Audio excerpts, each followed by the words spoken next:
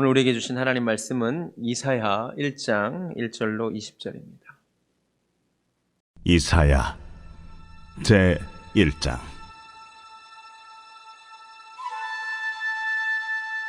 유다왕 우시야와 요담과 아하스와 히스기야 시대에 아모스의 아들 이사야가 유다와 예루살렘에 관하여 본 계시라.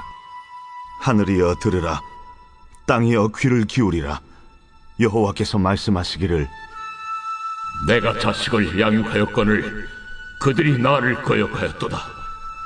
소는 그 임자를 알고 나귀는 그 주인의 구유를 알건만은 이스라엘은 알지 못하고 나의 백성은 깨닫지 못하는도다. 슬프다, 범죄한 나라요, 허물진 백성이요, 행악의 종자요, 행위가 부패한 자식이로다. 그들이 여호와를 버리며 이스라엘의 거룩하신 이를 만홀히 여겨 멀리하고 물러갔도다.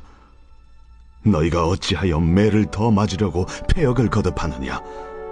온 머리는 병들었고 온 마음은 피곤하였으며 발바닥에서 머리까지 성한 곳이 없이 상한 것과 터진 것과 새로 맞은 흔적뿐이거늘 그것을 짜며 싸매며 기름으로 부드럽게 함을 받지 못하였도다.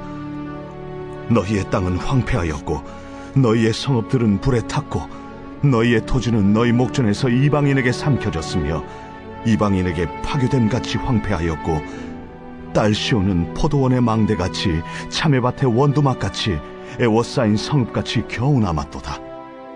만군의 여호와께서 우리를 위하여 생존자를 조금 남겨두지 아니하셨다면 우리가 소돔 같고 고모라 같았으리로다. 너희 소돔의 관원들아, 여호와의 말씀을 들을지어다. 너희 고모라의 백성아, 우리 하나님의 법에 귀를 기울일지어다.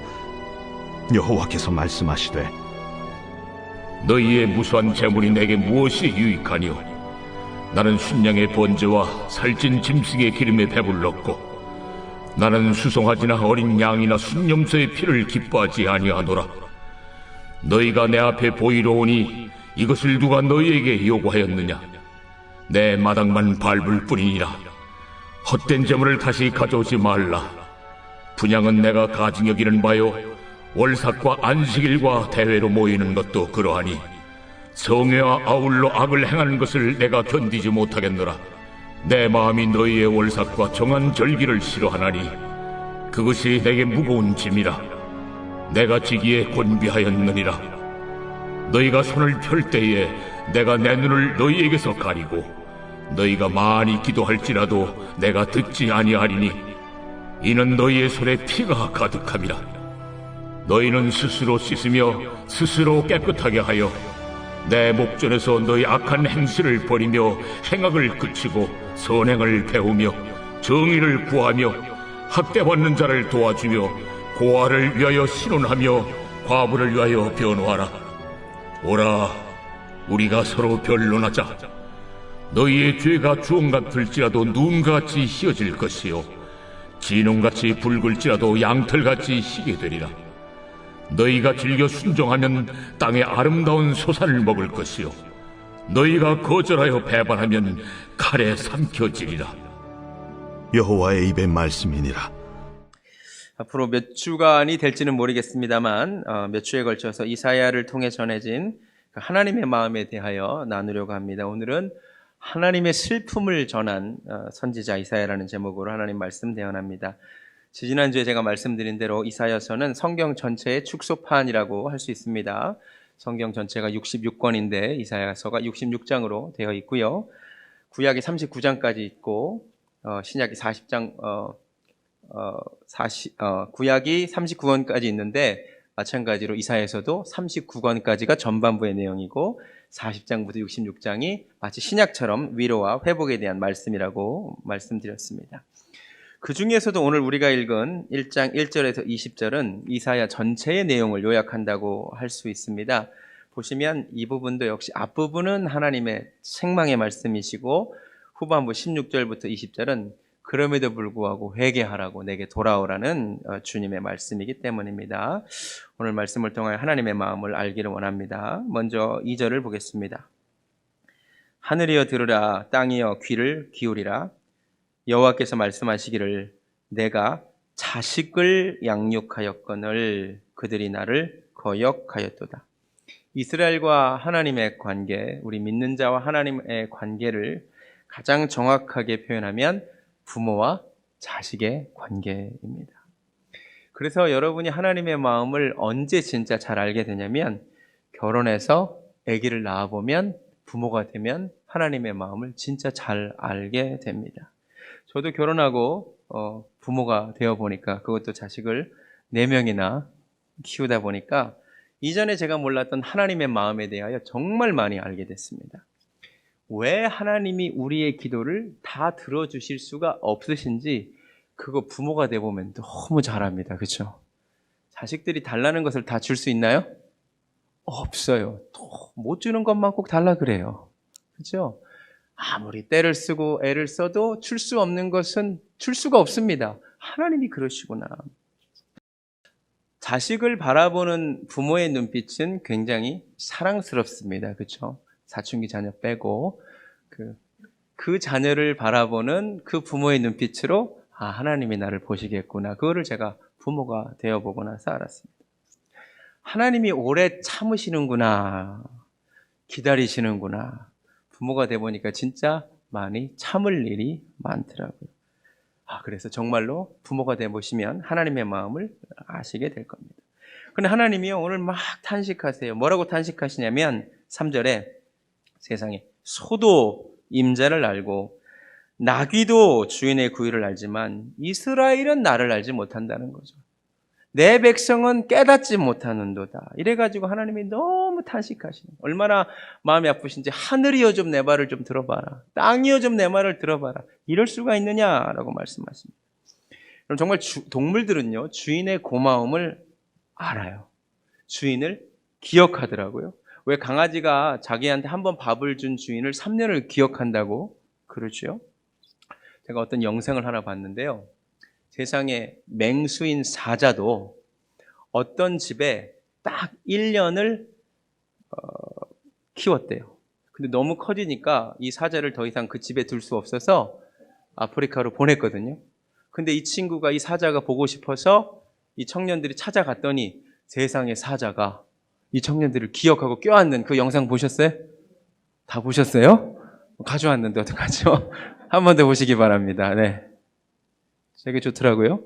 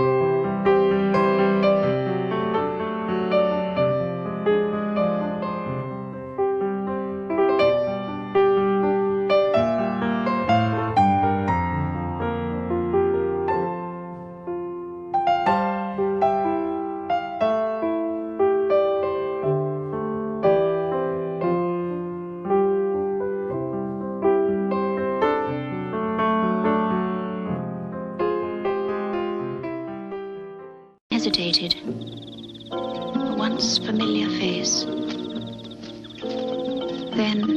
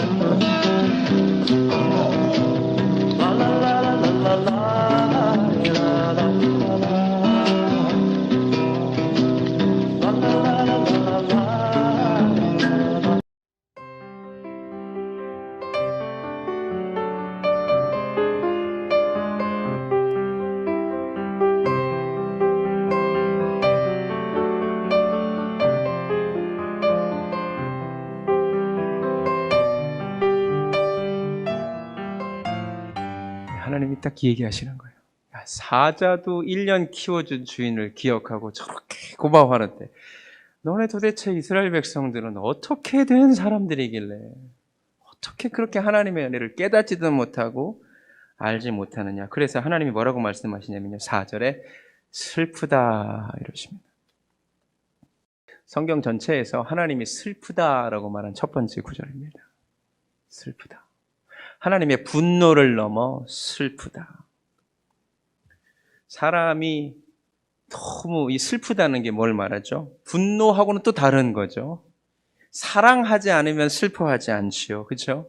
사랑하기 때문에 너무 마음이 아픈 거예요. 인간이 가진 감정 중 가장 강력한 감정이 슬픔이라고 말을 합니다.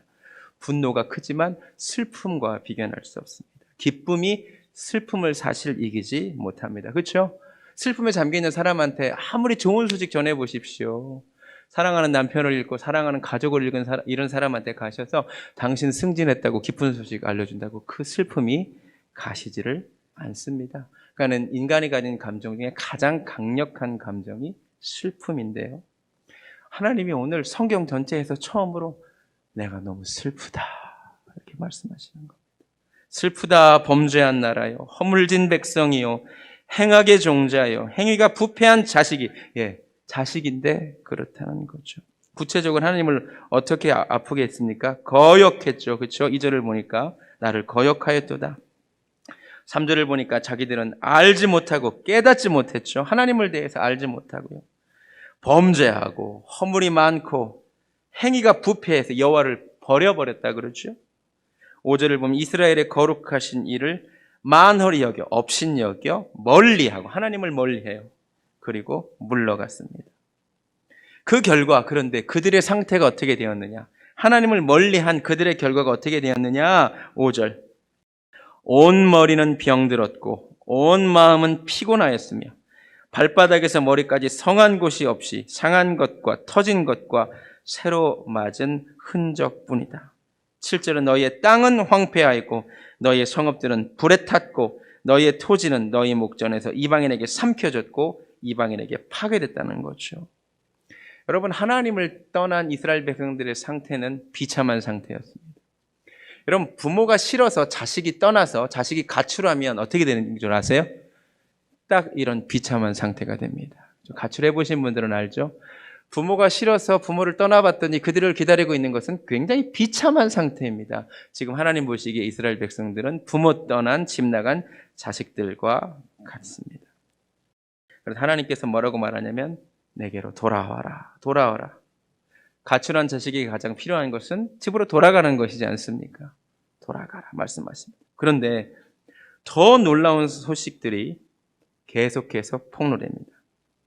지금까지 하나님의 말씀을 들어보면 이스라엘 백성들이 하나님을 진짜 잊어버렸고 멀리 떠났나 보다 라고 판단이 되는데 11절부터 반전이 일어납니다. 11절에 하나님이 뭐라고 말씀하시냐면 더 놀라운 사실이 폭로되는데 여호와께서 말씀하시되 너희의 무수한 재물이 내게 무엇이 유익하냐? 나는 순양의 번제와 살찐 짐승의 기름에 배불렀고 나는 수송아지나 어린 양이나 순념소의 피를 기뻐하지 아니하노라. 너희가 내 앞에 보이러 오니 이것을 누가 너희에게 요구하였느냐? 내 마당만 밟을 뿐이니라. 알고 보니 이들이 예배를 안 드린 게 아니었다는 것입니다. 이게 더 놀라운 것입니다. 쭉 읽어보니까 안식일도 지키고 월삭도 지키고 절기도 지키고 가끔 대회도 열어서 있었습니다. 기도도 하고 있었습니다. 그러니까 이들이 외형적으로 보면 사실 하나님을 떠난 것이 아니었죠. 외형적으로 보면 누가 봐도 하나님을 잘 섬기는 것처럼 보였죠. 안식일마다 나오고 많은 예배를 드리고 번제물을 가져왔으니까. 근데 하나님이 말씀하시는 거예요. 이것 때문에 내가 슬프다는 거예요. 뭐냐? 마음으로는 하나님을 멀리 떠났으면서 마음으로는 하나님으로부터 등을 이미 돌렸으면서 몸으로는 습관적으로 계속해서 하나님을 계속 찾아오고 있다는 거죠. 이게 슬프다는 거예요. 보나마나 이들의 예배는 익숙한 예배, 그렇죠? 기대가 없는 예배, 생기 없고 무의미한 종교 행위의 반복이었을 것입니다. 이들에게 있어서 예배란 무엇이었을까요? 치러야 할 일, 일주일에 한 번 어쩔 수 없이 해야만 하는 일. 주님이 처음에 예배를 명하신 목적은 우리와 교제하기 위함이었는데, 우리를 사랑하셔서 우리를 만나기를 원하셨는데, 이들이 예배를 어떤 하나의 전례로 타락시켜버리고 마음으로는 하나님을 원하지 않아요. 마음으로는 이미 하나님을 떠났는데 몸은 계속해서 오는 거 정말 못 봐주겠다는 겁니다. 그래서 주님이 참다 못해 뭐라고 얘기하냐면 11절에 그만둬라. 그만둬라. 형식적인 예배 좀 그만둬라. 나 더 이상 기뻐하지 않는다. 12절에 심지어 야, 누가 너한테 오라고 그랬느냐? 보이러 오지 말라. 제발 내 마당만 밟고 가지 말라. 한국식으로 표현할까요? 눈도장만 찍고 가지 말라. 그렇죠? 사랑 없는 의무적인 만남 하지 말라. 하나님의 마음에는 전혀 관심도 없고 하나님을 사랑하지도 않으면서 몸만 왔다 가지 말아라. 하나님만 그런가요? 우리도 마음은 없는데 억지로 어쩔 수 없이 나 만나러 오는 거 별로 좋아하지 않으시죠? 연애를 하다가 이미 마음이 식었는데 남자가 어쩔 수 없이 나를 만나러 오면 여자들은 또 금방 알죠. 남자들은 눈치 없어서 잘 몰라도 금방 알죠.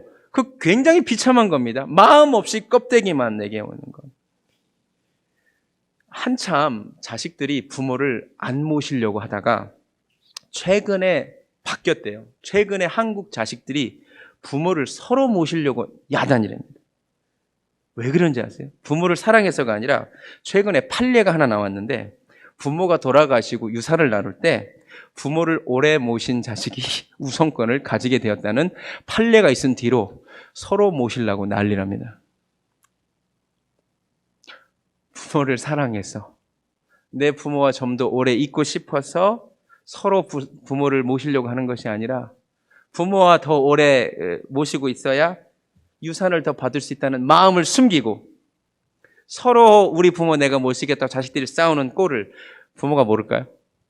그 자식들을 바라보는 부모의 마음이 어떨까요? 비참한 거죠. 슬픈 거죠. 하나님이 지금 그 얘기하시는 거예요. 근데 그게 이스라엘 백성들에게만 해당되는 문제가 아닐 수도 있다는 것입니다. 여러분, 이 시간 하나님 앞에 우리가 예배드리러 왔는데 하나님은 우리의 마음을 원하심을 깨달으시기 바랍니다.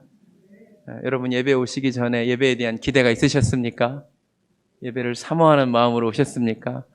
어떻게 또 벌써 금요일이냐. 또 정말 이런 마음으로 혹시 오진 않으셨습니까? 어린 왕자라는 책에 보면 여우가 남긴 글이 제가 잊혀지지 않아요. 여우가 이런 얘기를 해요. 어린 왕자에게. 가령 네가 오후 4시에 온다면 난 3시부터 벌써 행복해지기 시작할 거야. 시간이 갈수록 나는 점점 더 행복해지겠지. 4시가 되면 난 벌써 흥분해서 안절부절 못할 거야. 그래서 행복이 얼마나 값진 것인가를 알게 되지. 여우가 이런 글을 썼는데 제가 이게 잊혀지지 않아요. 이것이 우리 신자들의 고백이 된다면 하나님이 얼마나 좋으시겠어요. 그렇죠? 예배가 11시에 시작되니까 주일날 10시부터 우리가 행복해지기 시작한다면 시간이 갈수록 행복해져서 11시가 다 되면 하나님 앞에 예배드릴 생각에 흥분해가 막 안절부절 못하고 빨리 예배드려야 될 텐데 하면 하나님 마음이 얼마나 좋으시겠어요. 근데 우리는 예배가 11시인데 10시 반까지 이불 밖으로 나오지 않으면서 시간이 갈수록 마음은 불안해지고 마지못해 10시 50분이나 55분에 어쩔 수 없이 일어나 마지못해 11시에 어쩔 수 없이 마치 도살장에 끌려가는 소처럼 안 가면 엄마한테 혼나니까 주보라도 가져오려고. 그래서 왔다가 간다면 하나님이 그 예배 기뻐하실까요? 토요일에 밤늦게까지 술 마시고 놀러 가고 하루 종일 놀다가 몽롱한 기분으로 그냥 어쩔 수 없이 주의를 지켜야 되니 어쩔 수 없이 자리에 앉아서 속으로는 무슨 생각은 하는지 아무 핏기 없는 표정으로 팔짱 끼고 앉아서 그게 정말 주일 성수한 것일까요? 오해하지 마세요. 제가 교회 일을 열심히 하라는 말씀이 아닙니다. 하나님이 우리의 마음을 원하신다는 것입니다. 너의 마음을 달라. 나는 너의 마음을 원한다. 어쩔 수 없이 드리는 예배가 아니라 나를 사랑해서 드리는 예배를 하나님이 원하심을 깨달으시기 바랍니다. 12절에 주님이 이런 말씀을 하셨어요. 너희가 내 앞에 보이러 오니 눈도장 찍으러 오니 이것을 사실 누가 너에게 요구하였느냐. 내 마당만 밟을 뿐이니라. 근데 놀라운 사실은 이 마당을 밟는다는 히브리어가 라마스라는 단어인데 이게 놀랍게도 짓밟는다라는 뜻이랍니다. 그러니까 내 마당만 밟고 간다는 말은 형식적으로 성전을 드나드는 것을 넘어서 이것은 니네가 하나님께 나와서 형식적으로 예배드리고 가는 것은 사실상 하나님의 성전을 짓밟는 행위다라는 뜻입니다. 우리는 성전을 대충 왔다 갈 뿐만 아니라 성전을 짓밟을 수 있다는 것을 아셨으면 좋겠습니다. 하나님을 이렇게 대하는 것은 하나님에 대한 무지가 바탕에 깔려 있습니다. 이 우상을 대하는 태도와 사실은 무엇이 다릅니까? 그렇죠? 내가 마음대로 살아도 내가 그냥 필요할 때 가서 종교 행위를 통해 달래기만 하는 되는 신, 우상이죠. 근데 하나님을 우리가 우상으로 만들어 버리는 거죠. 오늘 새벽에 이우진 전도사님 빌립보서로 말씀 전하셨는데 사도 바울이 이런 말을 했어요. 내가 살든지 죽든지 내 속에서 그리스도가 존귀하게 되기를 원한다. 그 말씀이 얼마나 아침에 감동이 되는지 몰라요. 여러분, 우리가 정말로 하나님을 내 삶 속에 존귀하게 여기는 마음이 있기를 원합니다. 신앙인은 다른 사람이 아니에요. 하나님을 존귀하게 여기는 자입니다. 예배를 귀하게 그래서 여기는 자입니다. 그래서 진짜 하나님의 사람은 누군가가 하나님을 모욕하는 것을 원래 참지를 못하는 거예요. 존귀하게 여길 뿐만 아니라 어린 왕자를 기다리는 여우처럼 사모하셔야 됩니다. 성경에 어린 왕자를 사모하던 여우와 똑같은 이야기를 한 사람이 사실 성경에 있습니다. 우리 시편 122편 가보시죠. 시편 122편 1절 말씀.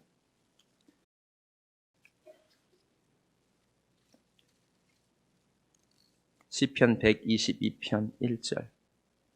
표제어를 보면 다윗의 시, 곧 성전에 올라가는 노래라고 되어 있습니다. 다윗이 성전에 올라가기 위해 지은 노래인데 이렇게 시작됩니다.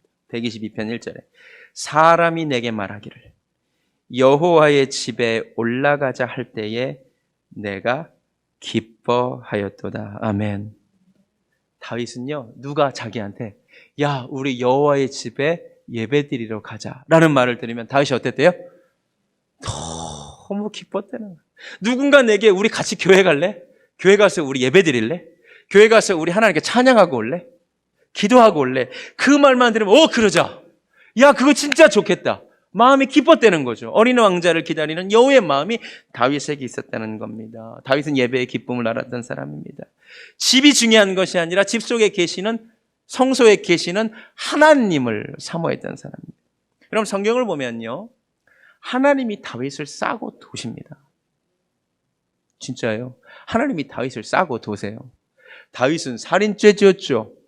간음죄 지었죠. 사실 제가 언젠가 설교했지만 10계명의 거의 대부분 다 어겼어요. 그런데도요, 하나님이 다윗을 싸고 도세요. 왜 그런지 아세요? 단지 회개했기 때문만 아니에요. 다윗이 막 이래요. 시편 18편에서 심심하면 나의 힘이 되신 여호와여, 내가 주를 사랑하나이다. 막 이래버려요. 사슴이 시냇물을 찾기에 갈급함 같이 내 영혼이 주를 찾기에 갈급하나이다. 막 이래버려. 하나님이 너무 좋다 이거예요. 나는 하나님을 사랑한다 이거예요. 다윗 이전에 그 누구도 하나님을 향하여 사랑한다라고 말한 사람이 없어요. 아무도 없어요.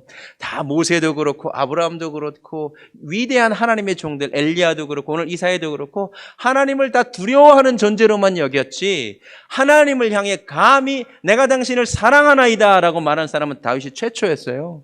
하나님이 깜짝 놀라고, 아니 뭐 이런 애가 다 있어. 나를 사랑한대. 하나님을 사랑한대. 그리고 맨날 심심하면 하프 뜯으면서 시 지어요. 그 다윗의 시편의 대부분이 하나님을 찬양하는 시입니다. 뭐 이런 애가 다 있어요. 하나님이 사랑하는 것. 나를 존중히 여기는 자를 내가 존중히 여긴다고 했고, 나를 사랑하는 자를 내가 사랑하시는 거예요. 다윗은 예배의 기쁨을 안 사람이었습니다.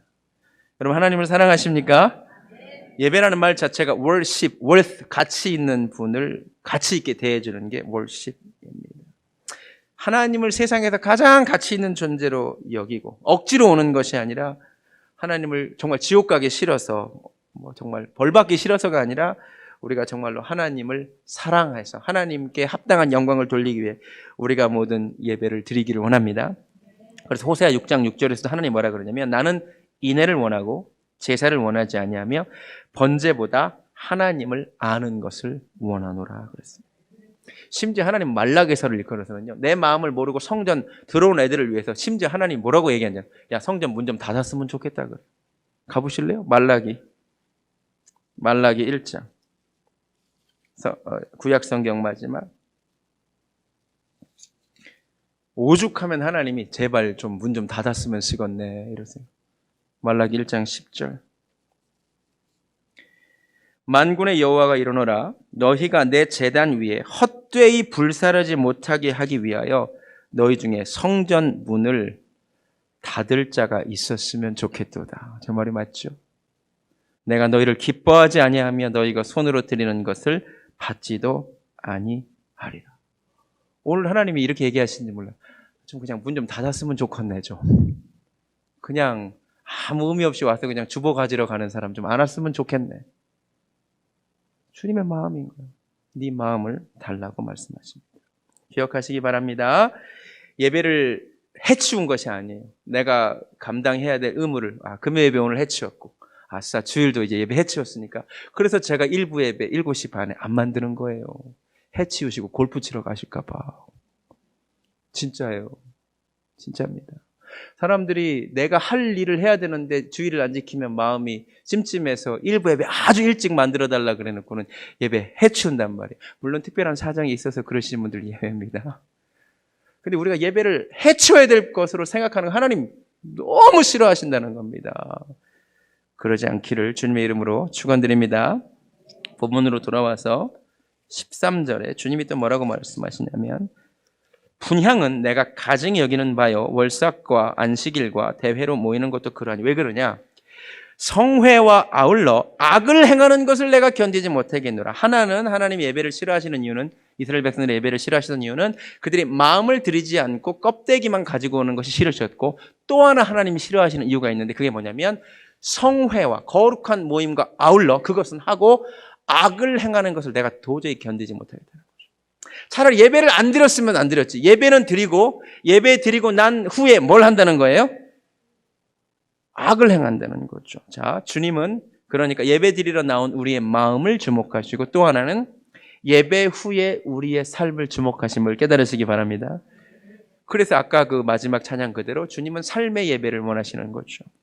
결국 문제는 그래서 월삭이 아니었고요, 안식일이 아니었어요. 삶이었어요. 우리로 치면 문제는 주일이 아니었어요. 월요일부터 토요일까지가 문제였던 것입니다. 14절에 따르면 주님은 심히 부담스럽다야까지 말씀하십니다. 내 마음이 너희의 월삭과 정한 절기를 싫대요. 좀 안 했으면 좋겠대요. 그것이 내게 무거운 짐이래요. 또 이놈들이 맨날 죄 짓고 살다가 어쩔 수 없이 하나님께 나오는데 또 이게 너무 짐이라는 거예요.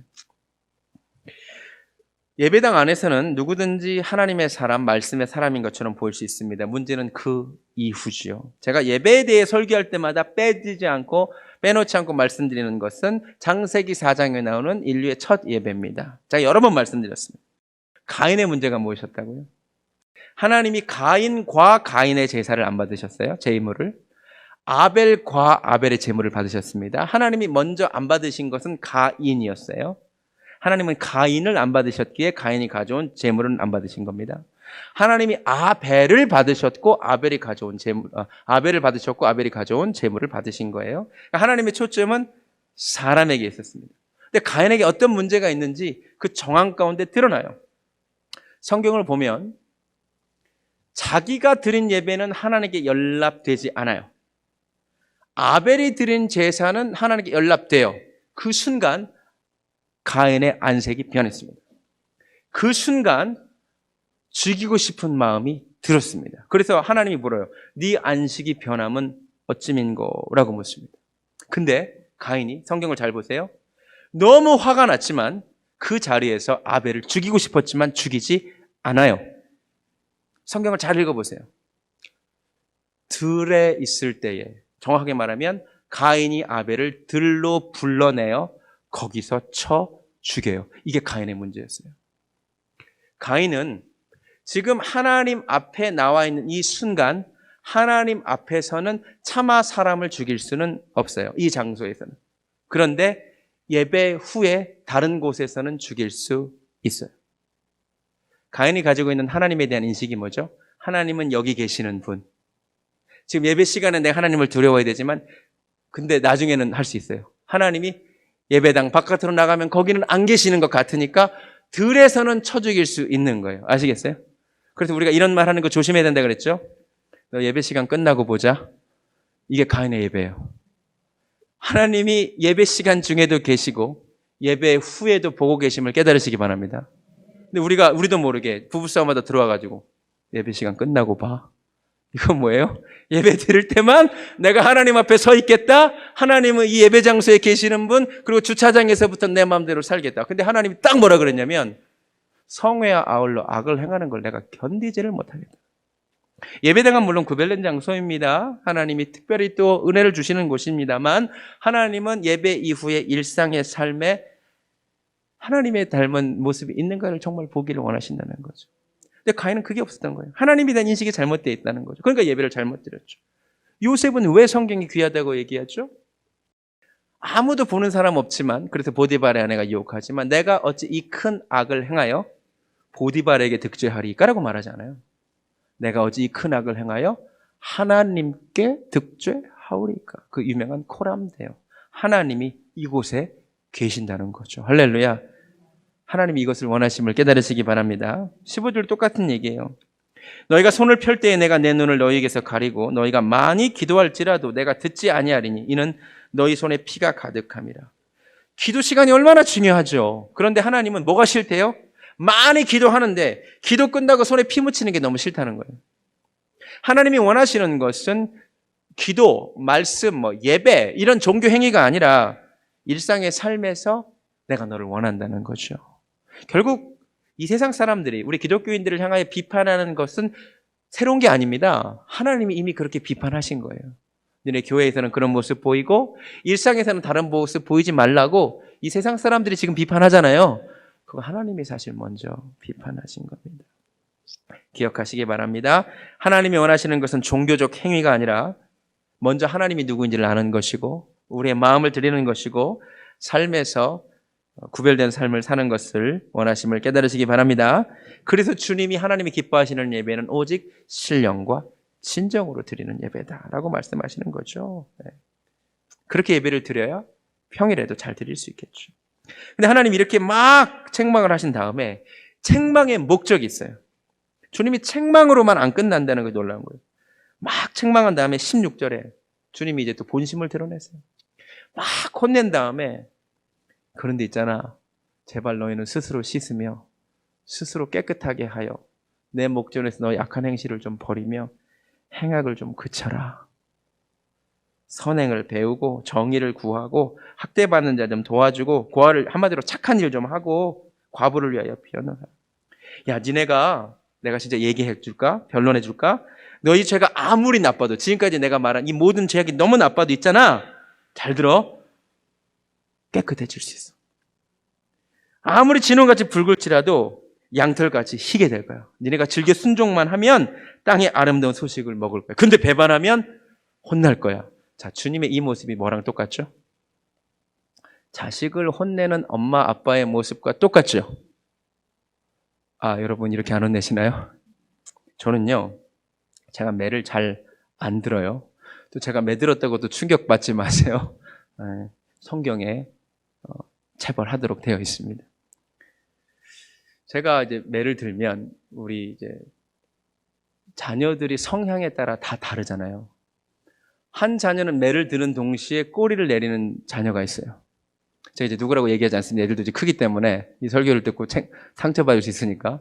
근데 이 4명 중에 한 자녀는 끝까지 버텨요. 얘는요, 잘못했다고 말해. 버텨요. 그러면 잘못했다고 말 안 하면 이제 아빠한테 맞아? 버텨요. 그럼 자존심 있죠. 아빠가 또 여기서 안 때리면 또 아버지의 부권이 무너지잖아요. 또 어쩔 수 없이 살짝 때려요. 근데 또 충분히 안 셌나 봐. 버텨요. 그러면 제가요, 속으로, 제가 겉으로는 제발 말 좀 듣고 잘못됐다고 해 하면 속으로 제발 좀 해라. 제발 좀 해라. 나도 좀 자고 싶고 나도 너한테 뭐 자녀를 노엽게 하고 싶지 않고. 근데 여기까지 그만두면 또 안 된다 그래요. 그럼 다음부터 부모를 우습게 한다네? 어쩔 수 없이. 그런데 너무 마음이, 제발 네가 지금 미안하다고만 하면, 엄마 아빠 잘못했습니다만 하면 나는 당장 이거 벗고 안아줄 준비가 되어 있거든요. 사실은 믿어주세요. 정말이에요. 정말 껴안아주고 아빠가 널 얼마나 사랑하는지 얘기해주고 싶은데 이 기회를 안 주네.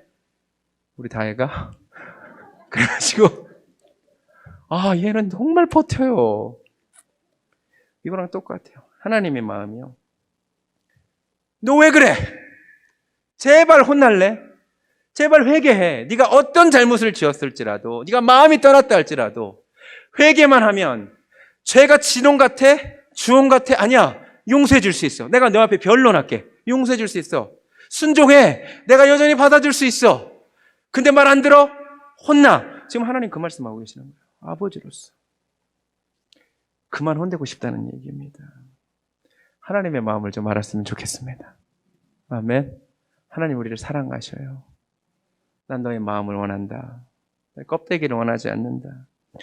오늘 메시지의 초점은 그거죠. 하나님은 진짜 우리를 원하십니다. 우리를 정말 사랑하시기 때문에, 하나님은 예배를 통하여 자기 자신을 부어주시려고 하시기 때문에 우리가 껍데기만 오는 것을 정말 싫어합니다. 다시 말씀드립니다. 교회 일 열심히 말하라는 거 아닙니다. 오해하지 마십시오. 교회 일 열심히 하는 얘기가 아니라 여러분 하나님을 정말 사랑하시고 하나님과 인격적인 교제가 있기를 주님의 이름으로 축원합니다. 너의 마음을 원한다. 너의 전부를 원한다. 어쩔 수 없이 드리는 예배가 아니라 나를 사랑해서 나를 만나고 싶어서 1시간 전부터 흥분하는 여호의 모습. 누가 예배드리러 가자면 기뻐했다는 다윗의 마음 너에게도 있기를 원한다. 오늘부터 예배드리는 태도가 바뀌기를 원합니다. 예배드리는 후에 우리 삶의 모습 바뀌기를 원합니다. 찬양 안 하겠습니다. 이 가사가 진짜 우리의 고백이 되기를 원합니다. 주 음성 외에는 참 기쁨 없어서. 내가 주님을 사랑해서 기쁘도다 항상 기쁘도다. 내가 주님께 사랑해서 왔사오니 주님 내게 복 주시옵소서. 정말 믿음으로 이 고백이 되기를 원합니다. 주 음성 외에는 더 정말 그렇습니까? 날 사랑하신 주 늘 계시. 주님께 가는 것이 기쁩니다. 기쁘도 하나님 항상 기쁘도다. 나 주께 왔사오니 복 주옵소서. 나 주께 왔으니 나 주께 왔으니 복 주시옵소서. 복 주시옵소서. 주 함께 계시면 금시 없니. 기쁘도다. 기쁘도다. 항상 기쁘도다. 나 주께 왔사오니 복 주. 우리 1절 한 번 더 부르겠습니다. 주 음성이 너무 기쁩니다. 주 우리를 부르시는 주님의 음성이 너무 기쁩니다. 참 기쁨 없도다. 날 사랑하신 주 늘 계시. 주님께 가는 것이 내게 기쁨입니다. 기쁘도다. 항상 기쁘도다. 나 주께 왔사오니 복 주옵소서. 기쁘도다.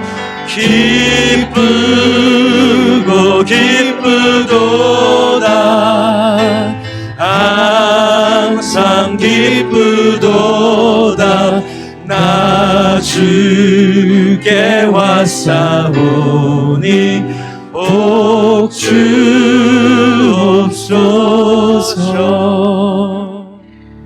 너의 마음을 달라. 껍데기가 아니라, 형식이 아니라, 마당만 밟고 가는 것이 아니라, 눈도장 찍고 가는 것이 아니라, 나는 너와의 교제를 원한다. 내가 너를 사랑하기 때문이다. 성회와 아울러 악을 행하는 것을 견딜 수가 없다. 사랑하는 내 아들아, 내 딸아, 오늘 하나님의 슬픔에 대하여 이사야 선지자를 통하여 말씀을 들었습니다.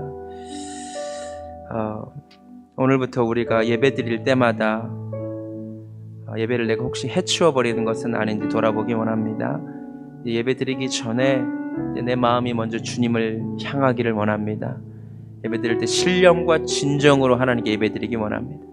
예배 후에 내 마음속에 주님을 모시고 주님과 동행하는 또한 은혜가 있기를 원합니다. 코람데오 주님 앞에서 살아가는 우리 베델교회 성도님들 되게 하여 주시옵소서. 이제는 우리 주 예수 그리스도의 은혜와 우리의 전부를, 우리의 마음을 원하시는 하나님 아버지의 극진하신 사랑과 성령님의 역사하심이 지금까지 드린 예배를 돌아보고 또 회개하며 이제 정말 중심의 예배, 내 마음을 드리는 예배를 드리기를 소원하는 사랑하는 베델교회 성도님들 머리 위에 지금부터 영원까지 함께 하시기를 간절히 축원하옵나이다. 아멘.